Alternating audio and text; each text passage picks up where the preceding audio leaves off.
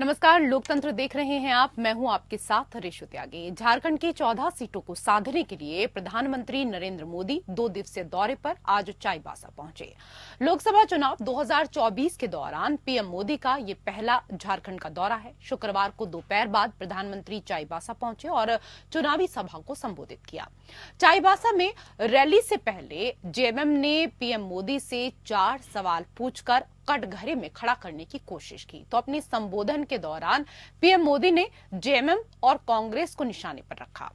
PM Modi ने विपक्ष को आदिवासी विरोधी बताया। पीएम मोदी ने विपक्ष पर दलितों, ओबीसी और आदिवासियों का आरक्षण खत्म करने की साजिश का आरोप लगाया। वहीं जेएमएम और कांग्रेस के भ्रष्टाचार को निशाना बनाया। अब देखना है कि आरोप प्रत्यारोप के बीच झारखंड की जनता किसकी बातों पर भरोसा करती है।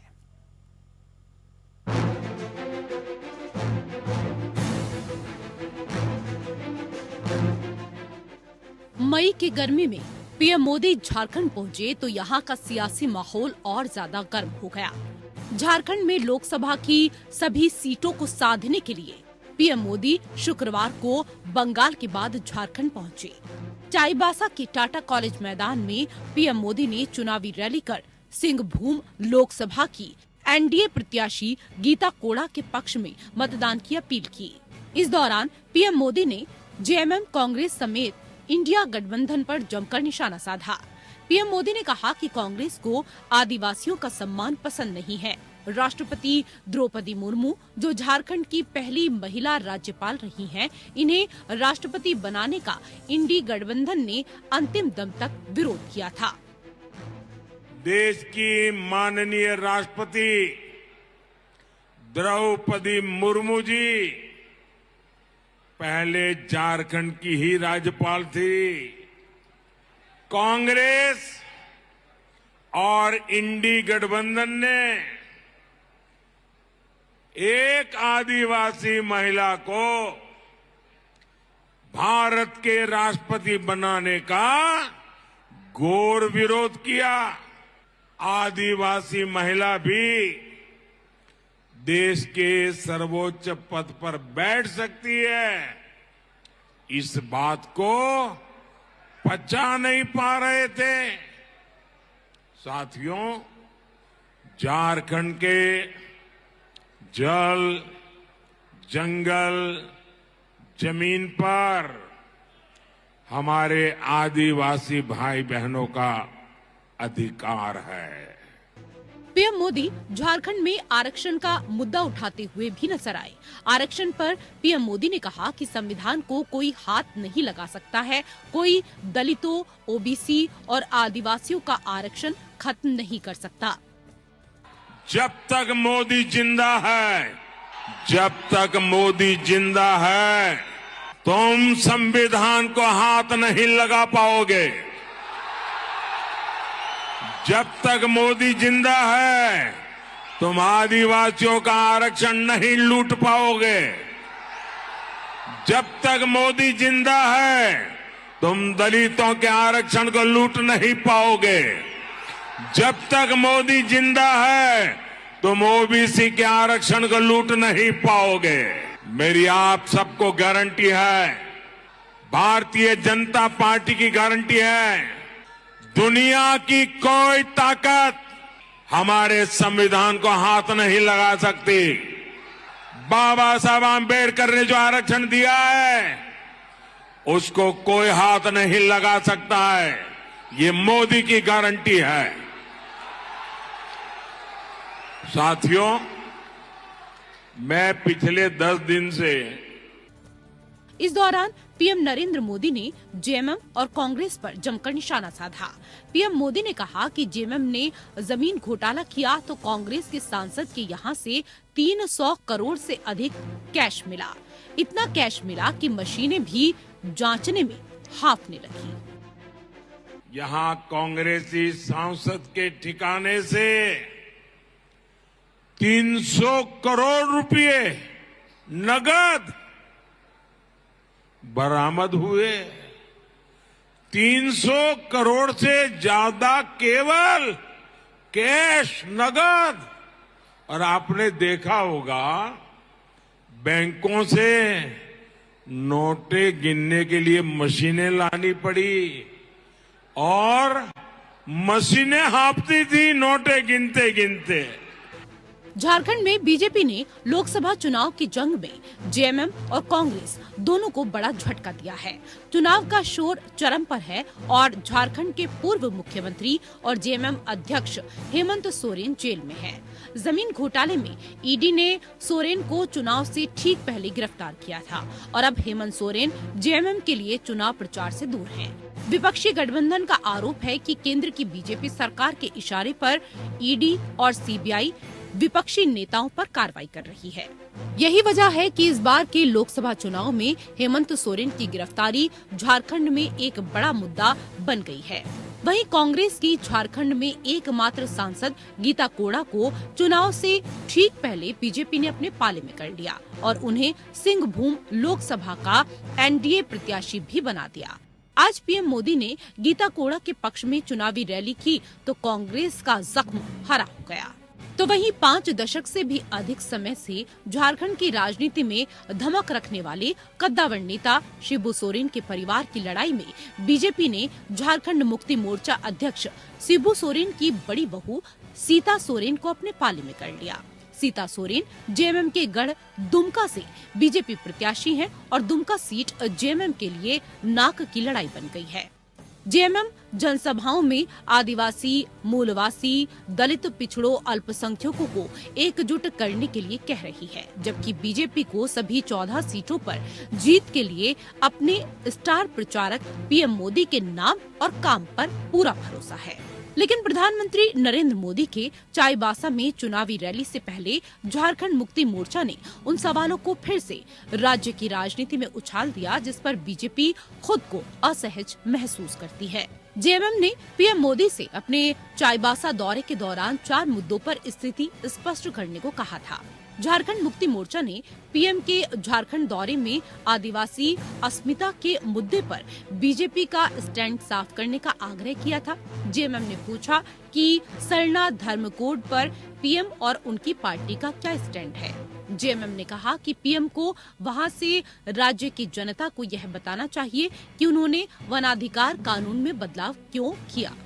पीएम मोदी को यह भी बताना चाहिए कि उन्होंने कोल बेरिंग एक्ट के साथ छेड़छाड़ क्यों की। प्रधानमंत्री नरेंद्र मोदी से चौथा आग्रह झारखंड मुक्ति मोर्चा ने किया कि चाईबासा के चुनावी मंच से प्रधानमंत्री यह भी बताएं कि अपने कार्यकाल के 10 वर्षों में उन्होंने झारखंड की राजधानी रांची स्थित HEC को किस तरीके से बर्बाद कर दिया। जेएमएम ने पीएम मोदी से 4 सवाल किए तो पीएम मोदी ने चाईबासा रैली में जेएमएम और कांग्रेस पर आरोपों की बौछार कर दी। अब देखना है कि आरोप प्रत्यारोप के बीच झारखंड की जनता किसकी बातों पर भरोसा करती है, क्योंकि जो जनता का भरोसा जीतेगा वही झारखंड की 14 सीटों पर राज करेगा। Bureau report APN।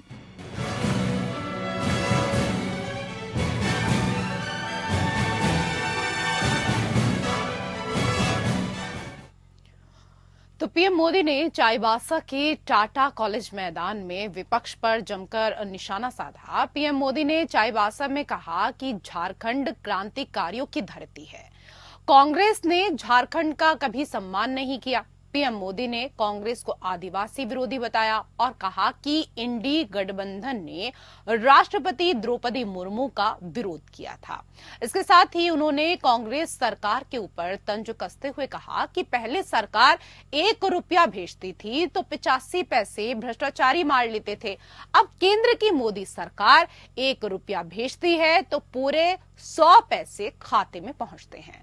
तो इसी को लेकर लोकतंत्र में करेंगे हम चर्चा। कई विशेष अतिथि पैनल में हमारे साथ जुड़ चुके हैं, उनका परिचय आपके साथ करा देते हैं। हमारे साथ बीजेपी के प्रवक्ता विनय कुमार सिंह जी जुड़ चुके हैं, बहुत स्वागत है आपका सर। हमारे साथ कांग्रेस के प्रवक्ता ऋषिकेश सिंह जी जुड़ चुके हैं, आपका भी स्वागत है। हमारे साथ जेएमएम के प्रवक्ता डॉक्टर तनुज खत्री जी भी जुड़ चुके हैं, आपका भी स्वागत है तनुज खत्री जी। और राजनीतिक विश्लेषक संदीपन शर्मा जी भी इस विषय पर हमारे साथ जुड़े हुए हैं चर्चा के लिए, आपका भी बहुत बहुत स्वागत। पहला सवाल आपसे ही है डॉक्टर तनुज खत्री जी। सर, पीएम नरेंद्र मोदी ने जेएमएम और कांग्रेस पर जमकर निशाना साधा। पीएम मोदी ने कहा कि जेएमएम ने जमीन घोटाला किया तो कांग्रेस के सांसद के यहां से 300 करोड़ से अधिक पैसे मिले और इतना कैश मिला कि मशीनें भी जांचने में हांफने लगी। कई और मुद्दों को लेकर भी उन्होंने मंच पर बात की और आप दोनों को वो घेरते हुए नजर आए। सबसे पहले इस पर आपकी प्रतिक्रिया। देखिए, आज जो जिस प्रकार से आपने बताया कि देश के भारतीय जनता पार्टी के सबसे बड़े नेता आदरणीय नरेंद्र मोदी जी ने जो दो बातें कही, एक तो उन्होंने जिक्र किया कि कांग्रेस के सांसद के यहाँ से पैसे बरामद हुए। हमें और आप सभी लोगों को जो जानकारी है कि उनके यहाँ से जो भी पैसे बरामद हुए उसकी उन्होंने इनकम टैक्स को सारी जानकारी दे दी और टैक्स का जो पैसा होता है उसको भी उन्होंने डिडक्ट करवाने का काम किया। तो पहला तो ये झूठ बात यही खत्म हो गई। दूसरी बात, जो जमीन घोटाले की बात जो जिसको हेमंत सोरेन जी के साथ बार बार जोड़ने का काम किया जाता है, जमीन घोटाला, जमीन को कोई निगल गया क्या? आसमान में जमीन चली गई या पाताल में चली गई?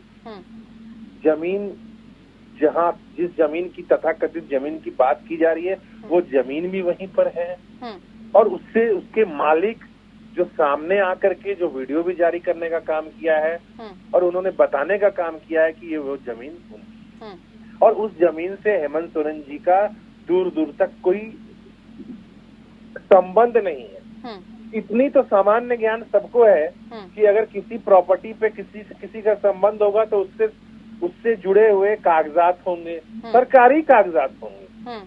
और ये बात ना भारतीय जनता पार्टी की एजेंसियां साबित कर पाई हैं कोर्ट के अंदर में, ना इनके नेता जो झारखंड के अंदर में, ठीक कहा नरेंद्र मोदी जी ने, झारखंड क्रांतिकारियों की धरती है, झारखंड आंदोलनकारियों की धरती है, लेकिन एक भी क्रांतिकारी, एक भी आंदोलनकारी भारतीय जनता पार्टी में नहीं है। सभी इनके विपक्ष में है। झारखंड मुक्ति मोर्चा आंदोलन की उपज है। तो ये प्रधानमंत्री के बात से ये साबित होता है कि झारखंड मुक्ति मोर्चा एक आंदोलन की पार्टी है और आंदोलन की आग को बुझाने की नाकाम कोशिश कर रहे हैं। विनय कुमार सिंह जी, जो बातें अभी कह रहे हैं डॉक्टर तनुज खत्री जी, इन पर जवाब दे दीजिए। और वो कह रहे हैं कि देश की जनता को सिर्फ गुमराह करने का कार्य इस वक्त प्रधानमंत्री पूरे जोर शोर से कर रहे हैं। देखिए, इन्होंने दो बातें कही। एक कि जमीन तो वही है जिसे घोटाले की बातचीत हो जा रही है, तो जमीन का जब घोटाला होता है तो जमीन थोड़ी ना गायब हो जाती है, जमीन वही रहती है, उसमें कागजों का। सर, आपकी आवाज क्लियर नहीं आ रही है। जमीन का जब घोटाला होता है तो जमीन तो वही रहती है, हेर फेर कागजों का होता है। और जो मुख्यमंत्री पर आरोप लगे हैं जमीन घोटाले की, तो जमीन सर आपकी आवाज नहीं पहुंच पा रही है, सुन नहीं पा रहे हैं आपको। मैं वापस से आपके पास आऊंगी, लेकिन ऋषिकेश सिंह जी, क्योंकि आज तमाम मुद्दों को प्रधानमंत्री आज मंच से उठाते हुए नजर आए थे और उनके निशाने पर साफ तौर पर कांग्रेस पार्टी और जेएमएम दोनों रही। पीएम मोदी ने कहा कि कांग्रेस को आदिवासियों का सम्मान पसंद नहीं है। राष्ट्रपति द्रौपदी मुर्मू, जो झारखंड की पहली महिला राज्यपाल रही, इन्हें राष्ट्रपति बनाने का इंडी गठबंधन ने अंतिम दम तक विरोध किया था। इस बात को सर जिस तरह से वो मंचों से कह रहे हैं, इससे तो आदिवासी वोटर्स आपसे नाराज हो सकते हैं और इसका लाभ चुनावों में बीजेपी को मिल सकता है। जी, मेरी आवाज आ रही है? जी, आपकी आवाज मिल पा रही है। प्रधानमंत्री जी आज झारखंड की धरती पर आए हैं, उनका स्वागत है। लेकिन उम्मीद था कि प्रधानमंत्री जी पिछले 10 वर्षों में झारखंड को क्या दिए के बारे में बोलते, लेकिन प्रधानमंत्री जी ने लगातार सिर्फ और सिर्फ झूठ बोलने का काम किया। जहां तक राष्ट्रपति महोदया का चुनाव का संबंध है, तो आपने देखा होगा कि झारखंड मुक्ति मोर्चा विपक्ष के कई ऐसे विधायक जो पार्टी फोरम से बाहर जाकर के राष्ट्रपति जी को वोट दिया है और इसके बाद भी ये कहना कि झारखंड के लोग विरोध कर रहे थे, ये सरासर गलत है। प्रधानमंत्री जी का एक और भाषण आपने दिखाया कि संविधान खत्म नहीं होगा जब तक मोदी जी रहेंगे। तो मोदी जी ये बताइए कि भारतीय जनता पार्टी के 4 सांसद, हेगड़े जी हो, ज्योति मिर्धा जी हो, अरुण गोविल जी हो, लल्लू सिंह हो, उन्होंने कहा कि 400 पार हो जाएगा तो संविधान खत्म कर देंगे। तो ऐसे व्यक्ति जो आपके पार्टी से संविधान खत्म करने की और बदलने की बात कर रहे हैं, उनके खिलाफ आपने क्या क्या कार्रवाई की? प्रधानमंत्री जी ने तीसरा आरोप लगाया कि कांग्रेस के एक सांसद के पास 300 करोड़ रुपया बदलाया, इनकम टैक्स का छापा पड़ा और सारा का सारा वो जवाब इनकम टैक्स को दिए और सारा वो मामला क्लियर हो गया और वो आज तक जेल भी नहीं गया। अगर वो गलत करते तो जेल जाते। मोदी जी बताए ना कि वो जेल क्यों नहीं गए? क्यों इसलिए नहीं गए कि वो चाय नहीं बेचते थे, वो खानदानी अमीर थे और वो शुरू से पैसे वाले थे और पैसों का हिसाब दे दिया। लेकिन मोदी जी जब आए थे तो झारखंड का कुछ सवाल था, उसका जवाब झारखंड की जनता जानना चाह रही थी। चलिए ठीक है, मैं जवाब ले लेती हूँ। ठीक है सर, मैं जवाब ले लेती हूँ। विनय कुमार सिंह जी, जी क्या बोल रहे हैं सर? पिछले कुछ वर्ष पहले मोदी जी आए थे तो मंडल डैम का शिलान्यास किए थे, पुनः शिलान्यास। तो झारखंड की जनता जानना चाहती है कि मंडल डैम में आज तक वहाँ का घास भी साफ हुआ हो तो मोदी जी बताएं। अगर वहाँ कोई काम नहीं हुआ आज तक तो मंडल डैम का पुनः शिलान्यास क्यों किए थे? क्या वो जुमला था? क्या वो झूठ था? ठीक है सर, आपने जो तमाम सवाल किए हैं, ठीक है सर, वापस से आऊंगी ऋषिकेश जी, वापस से आपके पास आऊंगी एक एक करके। आपने जो सवाल किए हैं जवाब तो लूंगी ना सर। क्या आप चाहते हैं आप इतनी देर तक? एक सेकंड उनसे जवाब लूंगी या नहीं लूंगी? जो आप आरोप लगा रहे हैं जवाब लूंगी या नहीं लूंगी? नहीं, आप बताइए ना, जवाब लूं या नहीं लूं? आप ही बोलते रहेंगे, मैं जवाब लूं या नहीं लूं? वही है। अगर आप सवाल उठा रहे हैं तो जवाब लूंगी ना सर। जवाब में आप लोग समय ले लेती हैं और जब मोदी जी के खिलाफ बोलना किस तरह की बातें आप लोग करते हैं? किस तरह की बातें करते हैं? मैंने किससे सवाल किया? इससे पहले मैंने किससे सवाल किया? आप ही के सहयोगी से सवाल किया ना सर। सबसे पहले मैंने डॉक्टर तनुज खत्री से ही सवाल किया था या नहीं किया? उसके बाद जवाब ले रही हूँ मैं विनय कुमार जी से। क्यों नहीं लेना सर? क्यों नहीं लेना? अरे आप इतने आरोप लगा रहे हैं तो जवाब नहीं लूंगी क्या? वो क्या करने के लिए बैठे हैं सर यहाँ पर? वो क्या करने के लिए बैठे हैं सर, ये बताइए ना। अगर आप आरोप लगा रहे हैं तो उन आरोपों पर जवाब तो लेंगे ना हम। अरे तो अभी आरोप लगाए क्या? अभी तो एक आरोप लगाया था। अभी अरे तो ठीक है, तो सर एक का तो जवाब लेने दीजिए ना। तमाम आपके पास लंबी लिस्ट है, तमाम फहरिस्त है आपके पास, तो एक एक करके कम से कम उन सवालों का जवाब लेने दीजिए। मैं तो आप ही की बातों को रख रही हूँ ना, मैं सर आप ही की बातों को रख रही हूँ ना। लेकिन आप लोगों के साथ परेशानी ये है कि आप लोग इतनी बौखलाहट आप लोगों के भीतर आ गई है कि कोई भी हाँ सर यही है परेशानी, यही है कि डिबेट शुरू होती है लेकिन आप लोगों की बौखलाहट इतनी बढ़ जाती है कि आप डिबेट को ठीक से होने ही नहीं देते हैं। आप धैर्य से कोई चीज यहाँ पर ना सुनते हैं। अरे आपके पास धैर्य नहीं है, हम तो धैर्य पूर्वक सर मेरे पास बहुत धैर्य है। आप एक डिबेट में बैठे हैं, मैं पूरा दिन बुलेटिन में बैठती हूँ सर। मेरे पास बहुत धैर्य है, पूरा दिन में मेरा काम ही ये है। मैं 10-10 घंटे ड्यूटी करती हूँ, डिबेट में बैठती हूँ। आप एक डिबेट में बैठते हैं और चिल्लाना शुरू कर देते हैं। ठीक है सर, आपका काम है। हाँ ठीक है, यही आरोप लगा रहे हैं ना, यही आरोप मंच से राहुल गांधी उठाते हैं। लेकिन आप भी क्योंकि प्रवक्ता हैं कांग्रेस की, तो वही बातों को आप भी दोहराएंगे जो राहुल गांधी कहते हैं। अरे तो डिस्टर्ब की क्या बात है सर? ठीक है, आप अपनी बात कंप्लीट कीजिए, आप अपनी बात कंप्लीट कीजिए, बहस आप क्या डिस्टर्ब करके आप लोग बात कंप्लीट करवाना चाहती हैं? आप लोगों की बौखलाहट सर साफ बता रही है। आप मेरी बात को पूरी होने दीजिए। अरे तो सर एक बात बताइए ना, जो आपने सवाल किए हैं मैं उन पर जवाब लूंगी या नहीं लूंगी? अरे क्या सवाल किए? अभी तो सवाल किए ही नहीं। आप डिस्टर्ब मत करिए, आप विषय को भटकाइए मत। आप विषय को भटकाने का काम कर रहे हैं और आप लोग आते हैं और आने के बाद इतना हाइपर होने की कोशिश करते हैं कि पूरी डिबेट ही खराब हो जाए। लेकिन ये डिबेट में खराब नहीं होने दूंगी सर। बाकी लोग भी हैं, आपको बैठना है, बात करनी है करिए, नहीं करनी सर आपकी इच्छा है, आपका फैसला है। आपको धैर्य के साथ अपनी बात रखनी है, आप रख सकते हैं, और नहीं रखनी तो सर आपकी इच्छा है। ठीक है सर, आपकी इच्छा है, आप स्वतंत्र हैं सर, आप स्वतंत्र हैं सर। ये आप समय व्यर्थ कर रहे हैं ना, बाकी पैनलिस्ट का भी समय व्यर्थ कर रहे हैं। ठीक है सर, आप अपनी बात कंप्लीट कीजिए। मैं फिर से आपसे बोल रही हूँ, आप अपनी बात कंप्लीट कीजिए। मैं पूछना चाहता हूँ कि प्रधानमंत्री जी जब झारखंड आए तो उनसे कुछ सवाल है झारखंड के लोगों का। मंडल डैम का सवाल मैंने पूछा, इसके बाद सरना धर्म को झारखंड विधानसभा से लोग पास करके भेज दिए। आदिवासी समाज के लोग इंतजार कर रहे हैं कि केंद्र की सरकार सरना धर्म कोड पर क्या रुख रखती है। एचईसी कर्मचारियों का 22 महीने से पेमेंट नहीं मिला है, तो 22 महीने का पेमेंट क्यों नहीं मिला? एचईसी पर जवाब कौन देगा? प्रधानमंत्री जी आए हैं तो आज बताएं कि एचईसी को क्यों बर्बाद करना चाहते हैं? एचईसी का कर्मचारी 22 महीना से पेमेंट के लिए तरस रहा है, उसको पेमेंट क्यों नहीं देते हैं? 14 में 12 सांसद झारखंड ने मोदी जी को दिया था। 10 साल में मोदी जी बताए कि झारखंड को 12 सांसद देने के बदले में वो क्या दिए? कोई भी एक बड़ी योजना, कोई एक इंडस्ट्री, कोई एक प्लांट दिए हो तो वो बताएं। झारखंड सरकार में जब काम हो रही थी, झारखंड के मुख्यमंत्री काम करने लगे थे तो उन पर ईडी का दुरुपयोग करके उनको जेल भेजने का काम क्यों किए? क्यों जमीन घोटाला का जो आरोप लगा रहे हैं? तो झार भूमि एक पोर्टल है जो भाजपा की सरकार लाई थी 2016-17 में, तो झार भूमि में कहीं भी मालिक का नाम से छेड़छाड़ हुआ नहीं, मालिक का नाम ट्रांसफर हुआ नहीं। भूमिहारी जमीन है, भूमिहारी जमीन का न तो पट्टा होता है, न रसीद कटता है, न नाम ट्रांसफर होता है। ऐसे जमीन में एक आदिवासी को ईडी का दुरुपयोग करके जेल में डालने का क्यों काम किए? वो झारखंड की जनता जानना चाहती है। इन सब सवालों पर भारतीय जनता पार्टी के प्रवक्ता साहब जवाब दीजिए।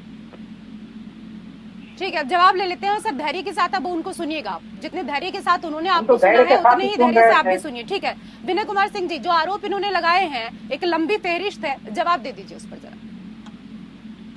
नहीं, एक तो जमीन वाली बातचीत आई है कि जमीन भुइहरी ने की थी, उसका रसीद नहीं कटता है। मैं आपको बता दूं कि एक व्यक्ति हैं विनोद सिंह, जो ईडी ने अरेस्ट करके जेल भेजा है, उनके और हेमंत सोरेन जी के बीच बातचीत का शायद मीडिया में है, सोशल मीडिया पे भी वायरल है। तो मुझे लगता है कि कोर्ट में सबमिट भी किया है एनफोर्समेंट डायरेक्टरेट ने, उसको देखना चाहिए। उसमें जो बातचीत है वो एक जमीन दलाल और मुख्यमंत्री के बीच की है। और हेमंत जी आपके नेता हैं, लेकिन मुख्यमंत्री हमारे भी हैं और आपके भी मुख्यमंत्री। एक मुख्यमंत्री से अगर कोई एक जमीन का दलाल इस तरीके की भाषा में बात कर रहा है तो ये निश्चित रूप से चिंता का विषय है। भाषा आपने पढ़ी है इसलिए मैं उसका जिक्र नहीं कर रहा हूँ। दूसरा, आप ये बार बार कह रहे हैं कि जेएमएम जो है वो आंदोलन से निकली हुई पार्टी है। अभी जेएमएम के प्रवक्ता ने कहा हर पार्टी आंदोलन से निकली हुई पार्टी है। कांग्रेस पार्टी भी आंदोलन से निकली है, भारतीय जनता पार्टी ने भी यहाँ तक का सफर आंदोलन के माध्यम से ही तय किया है। तो झारखंड मुक्ति मोर्चा एकमात्र पार्टी नहीं है। और झारखंड का भी आंदोलन जो है तो उसमें झारखंड मुक्ति मोर्चा इकलौती पार्टी नहीं थी।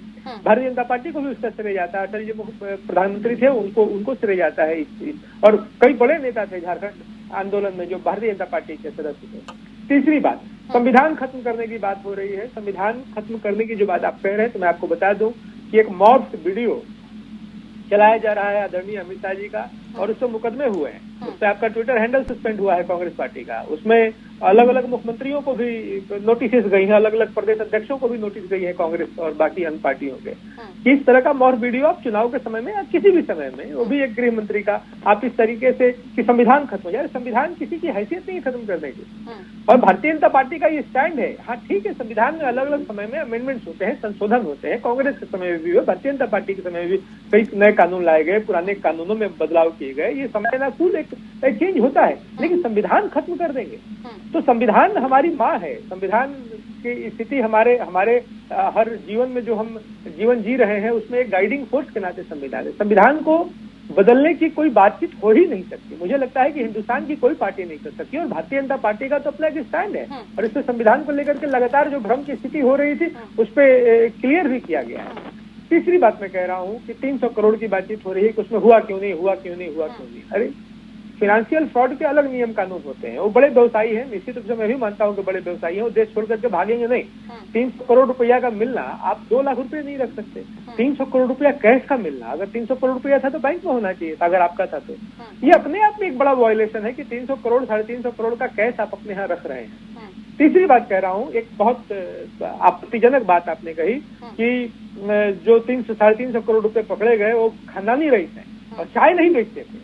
तो चाय बेचना के प्रति आप जो ये हीन भाव की तरह से आप उसको प्रचारित कर रहे हैं कि चाय नहीं बेचते थे, ऐसा लगता है कि चाय बेचना कितना खराब और कितना घटिया, कितना निम्न दर्जे का काम हो गया। चलिए ठीक है, मुझे एक ब्रेक के लिए भी रुकना है। मैं आऊंगी विनय कुमार सिंह जी आपके पास, लेकिन ठीक है सर, मैं वापस से आऊंगी। लेकिन संदीपन शर्मा जी भी हमारे साथ हैं, उनको अभी तक समय नहीं दे पाए हैं। संदीपन जी, आपने अभी ऋषिकेश जी को सुना, आपने विनय कुमार जी को भी सुना, और आप लगातार प्रधानमंत्री नरेंद्र मोदी को भी मंचों से सुन रहे हैं, आप राहुल गांधी को भी मंचों से सुन रहे हैं।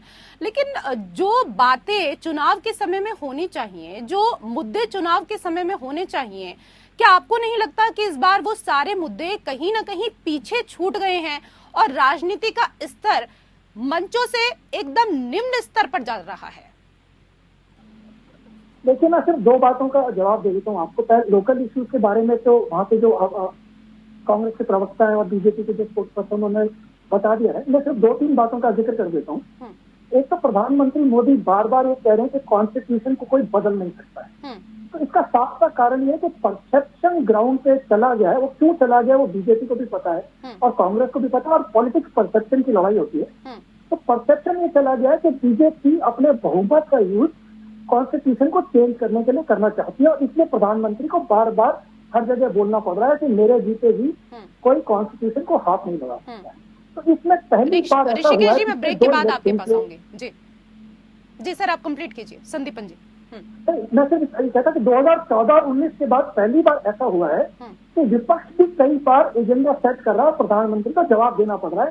पिछले 2 इलेक्शन में वॉकओवर दे दिया था ऑपोजिशन ने, लेकिन इस बार थोड़ा उल्टा हुआ। संदीपन शर्मा जी, इससे पहले हम झारखंड को लेकर जिस तरीके से बात कर रहे थे, सर गीता कोड़ा कांग्रेस की एकमात्र सांसद थी जो अब बीजेपी से उम्मीदवार हैं। उनके पक्ष में मतदान की अपील करने प्रधानमंत्री पहुंचे हुए थे। सर, हेमंत सोरेन का जेल जाना और चुनाव प्रचार से दूर हो जाना, गीता कोड़ा का बीजेपी में शामिल हो जाना, इन सब का कांग्रेस जेएमएम गठबंधन को कितना नुकसान हो सकता है और क्या बीजेपी को इसका फायदा हो सकता है? क्या मेरे से पूछते हैं? जी। हाँ, देखिए, मुझे ऐसा लगता है कि झारखंड में जो अभी पॉलिटिक्स है और जिस तरीके से हेमंत सोरेन को जेल भेजा गया है, तो उसमें थोड़ा सिंपैथी फैक्टर तो हेमंत सोरेन के लिए है, क्योंकि पब्लिक में परसेप्शन बन चुका है कि जब करप्शन की बात होती है तो बीजेपी सिलेक्टिव एमनेस्टिया से ग्रस्त है। अजीत पवार की वाइफ से करप्शन के आरोप लगे थे, थोड़े दिन पहले 25,000 करोड़ रुपए का आरोप उनसे वापस ले लिया गया। इसी तरीके से अजीत चौहान जो थे वो आदर्श सोसाइटी घोटाले में जिनका नाम था उनको राज्यसभा भेज दिया गया। तो जो करप्शन के आरोप लगते हैं, ये जनता समझती है कि ये ऑपोजिशन और सत्ताधारी पार्टी में उसका एक क्लियर उसका कारण होता है, और ये सिर्फ पॉलिटिकल परसेप्शन बनाने के लिए होता है।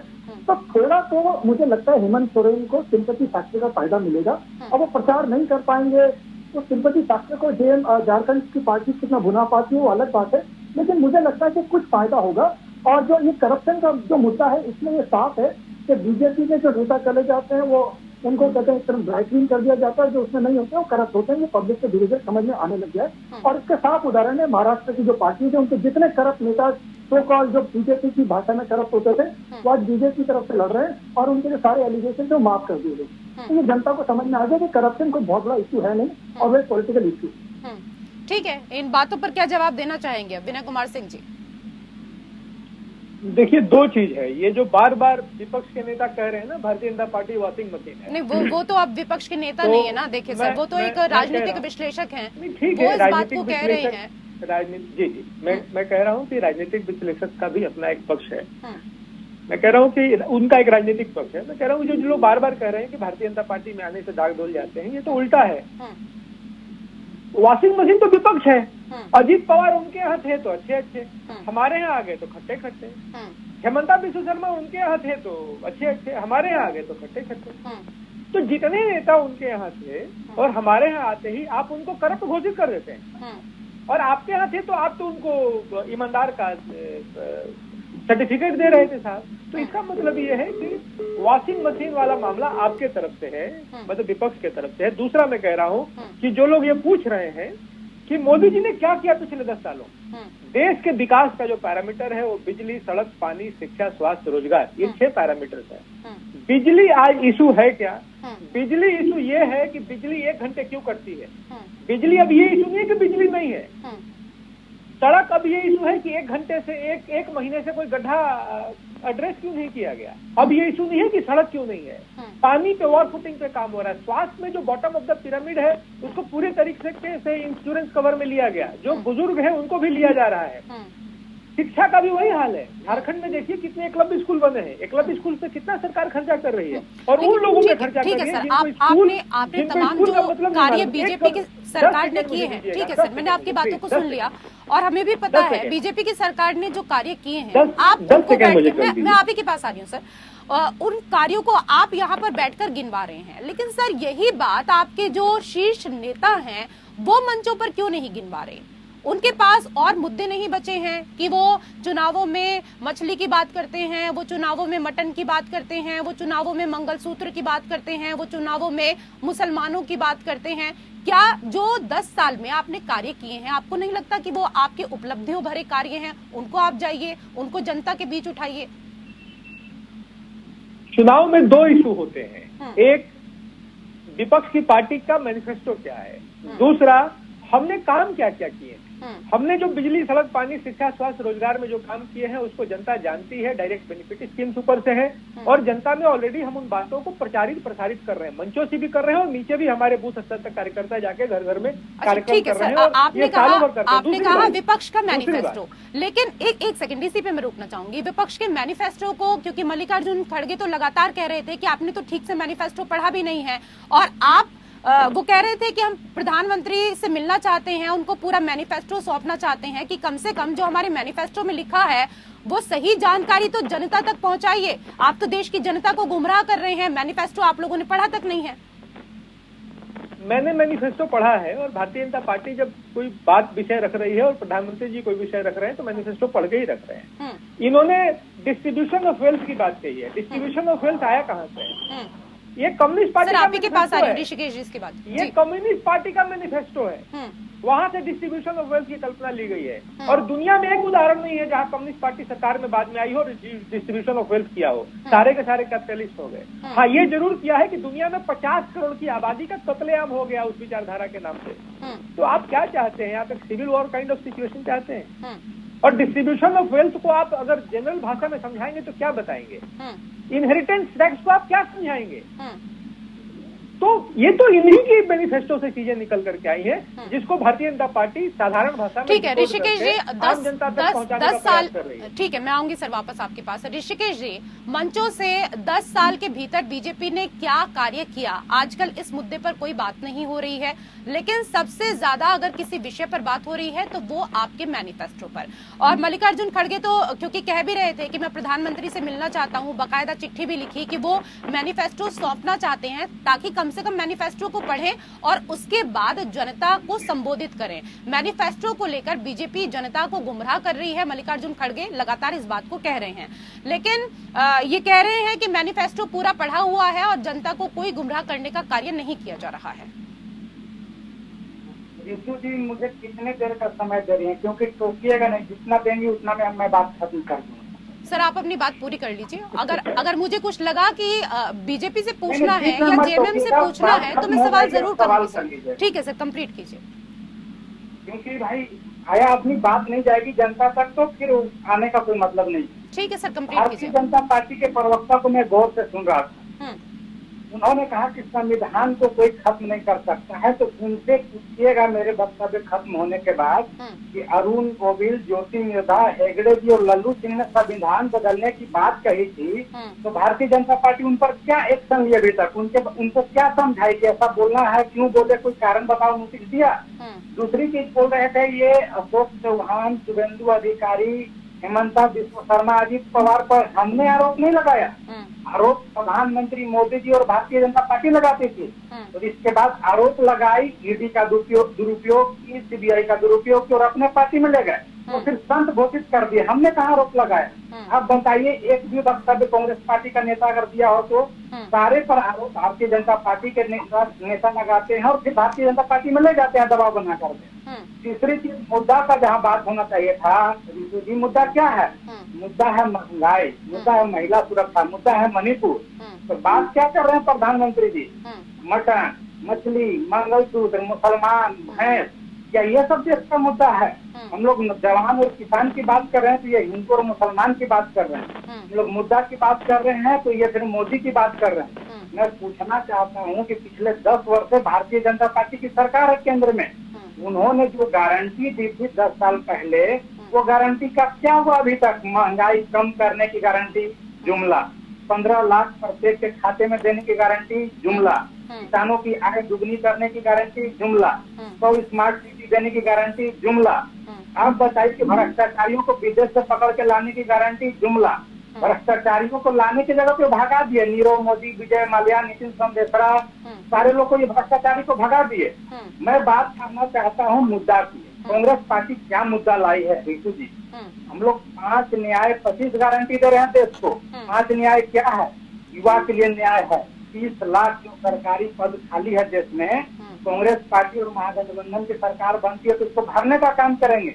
प्रत्येक युवा जो डिप्लोमा होल्डर होंगे उनको पहले वर्ष नौकरी देने का काम करेंगे। 1 लाख रुपया का मिनिमम अप्रेंटिस देने का काम करेंगे। नारी न्याय क्या है? सरकारी जॉब में 50% महिलाओं को रिजर्वेशन देने का काम करेंगे।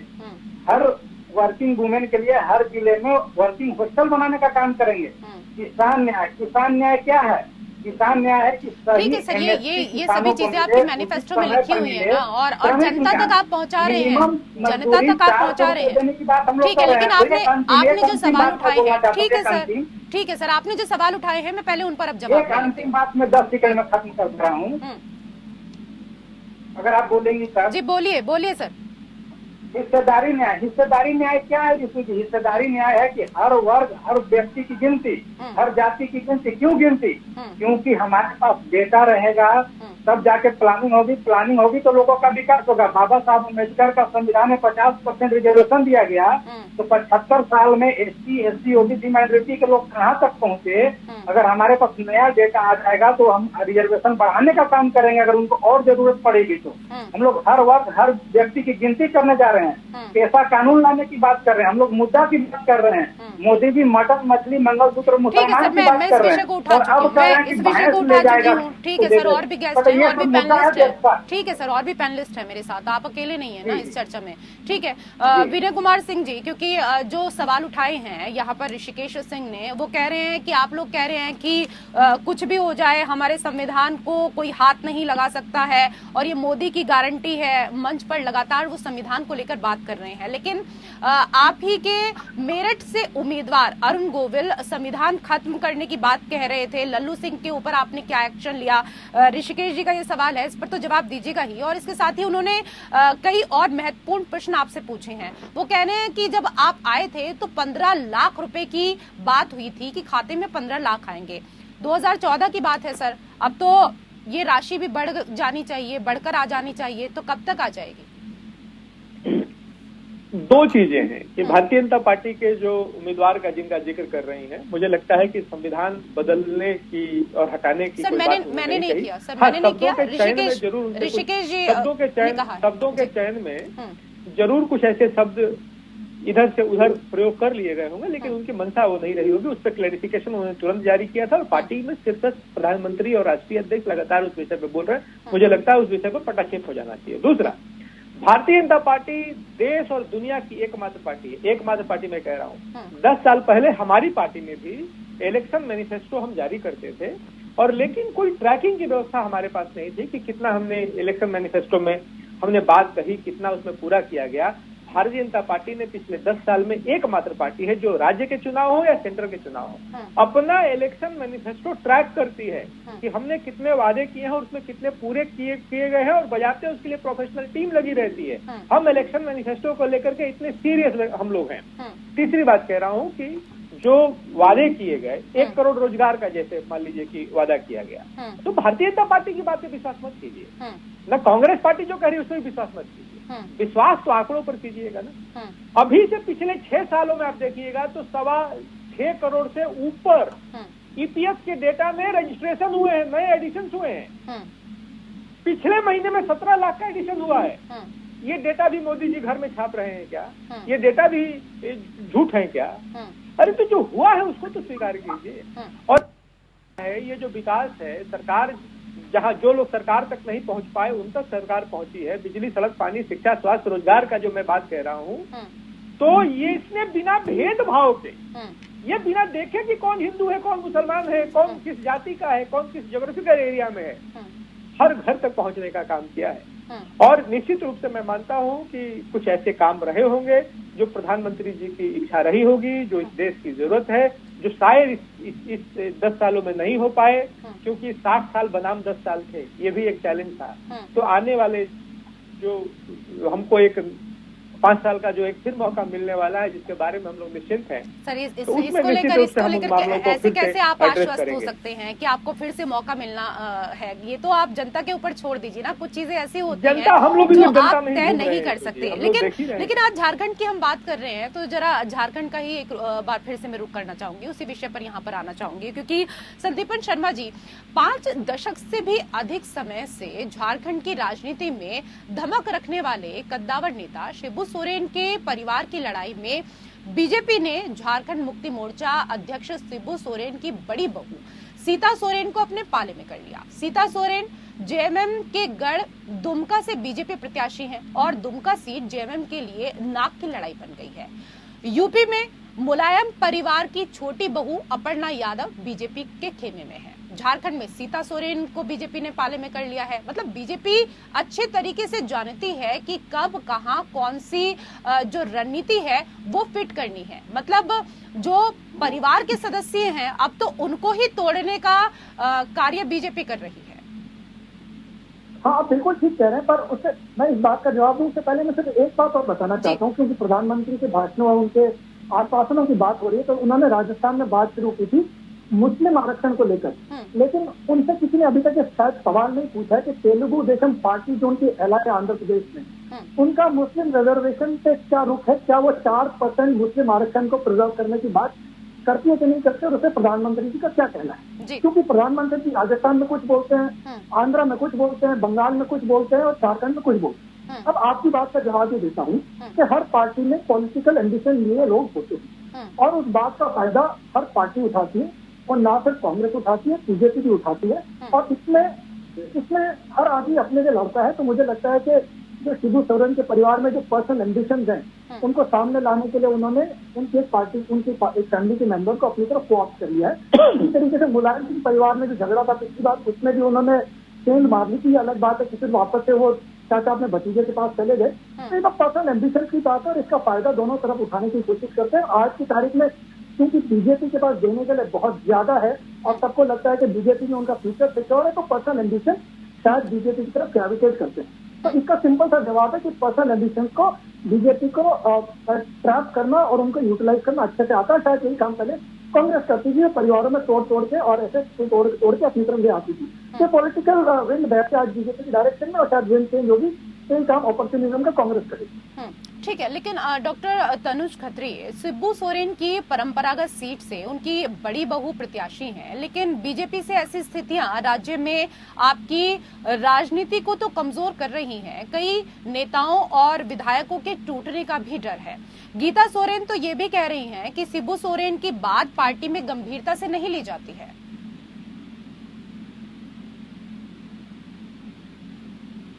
सर, आवाज मिल पा रही है आपको? डॉक्टर तनुज खत्री, क्या आप सुन पा रहे हैं? चलिए, लगता है कि आवाज नहीं पहुंच पा रही है। ऋषिकेश जी, इस पर मैं आपसे जवाब लेना चाहूंगी।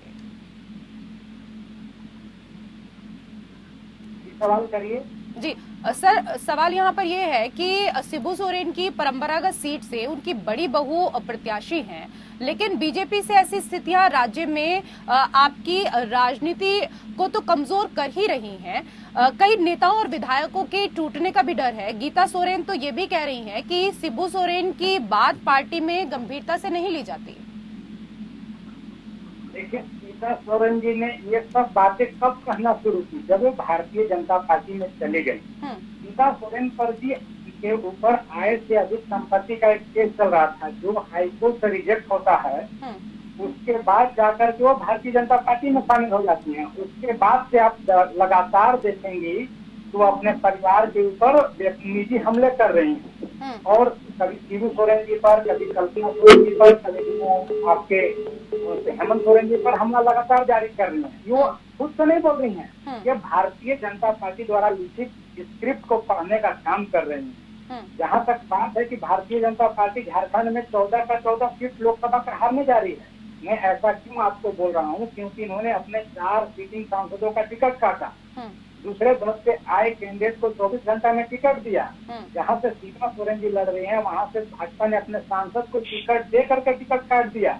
यानी कि ये समझ गए हैं कि चुनाव ये बुरी तरीका से हारने जा रहे हैं। मोदी जी का 2 दिन झारखंड में रुकना दिखाता है कि वो हताश है, निराश है झारखंड से।